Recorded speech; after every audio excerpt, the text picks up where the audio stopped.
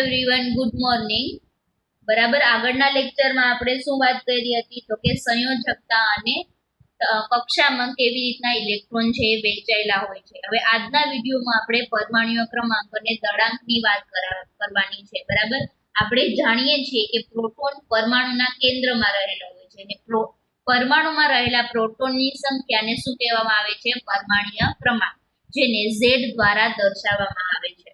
કોઈ પણ તત્વના પરમાણુ એક સમાન પરમાણુય ક્રમાંક ધરાવે છે. અલબત્ત તત્વોને તેમાં રહેલા પ્રોટોનની સંખ્યાને આધારે વ્યાખ્યાયિત કરવામાં આવે છે. ઉદાહરણ તરીકે આપણે હાઇડ્રોજન લઈએ તો હાઇડ્રોજનમાં Z=1 હોય તો હાઇડ્રોજનના કેન્દ્રમાં એક પ્રોટોનની હાજરી છે એવું આપણે ગણીએ છીએ. એવી રીતના કાર્બનમાં જોઈએ તો Z=6 હોય એટલે કે એનો પરમાણુય ક્રમાંક શું હોય? 6 હોય. તો પરમાણુના કેન્દ્રમાં હાજર રહેલા પ્રોટોનની સંખ્યા શું હશે? કાર્બનની અંદર 6 હશે. તો કેન્દ્રમાં રહેલા પ્રોટોનની સંખ્યાને શું કહેવામાં આવે છે? પરમાણુય ક્રમાંક તરીકે વ્યાખ્યાયિત કરવામાં આવે છે.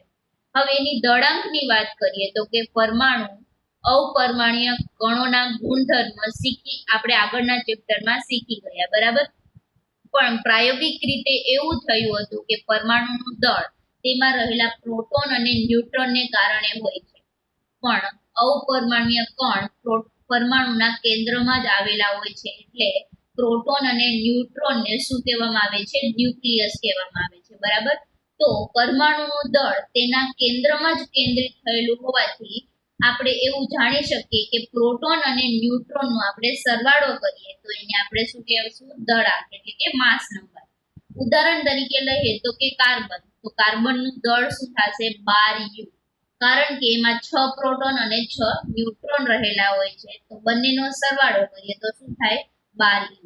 બરાબર, એવી રીતના એલ્યુમિનિયમનું દળ જોઈએ તો કેટલું થાય છે? 27U, કારણ કે એની અંદર 13 પ્રોટોન અને 14 ન્યુટ્રોન રહેલા છે તો પરમાણુના કેન્દ્રમાં રહેલા પ્રોટોન અને ન્યુટ્રોનના કુલ સંખ્યાના સરવાળાને શું કહેવામાં આવે છે? દળાંક કહેવામાં આવે છે.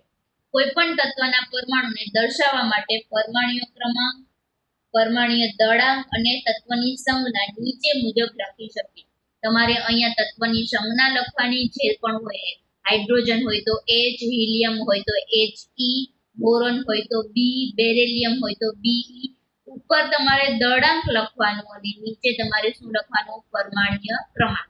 ઉદાહરણ તરીકે આપણે નાઇટ્રોજનનું લખીએ તો નાઇટ્રોજનના તત્વની સંજ્ઞા શું થાય તો કે N. નીચે પરમાણુય ક્રમાંક શું છે નાઇટ્રોજનનો? તો કે 7 અને ઉપર એનું દળ તો કે 14. તો આવી રીતના આપણે કોઈ પણ પરમાણુની સંજ્ઞા તત્વની સંજ્ઞા છે એ આવી રીતના દર્શાવી શકીએ. બરાબર, અહીંયા તમારું ચેપ્ટર નંબર 4 છે એ કમ્પ્લીટ થાય છે. આઈ હોપ કે તમને બધાને આખું ચેપ્ટર સમજાઈ ગયું.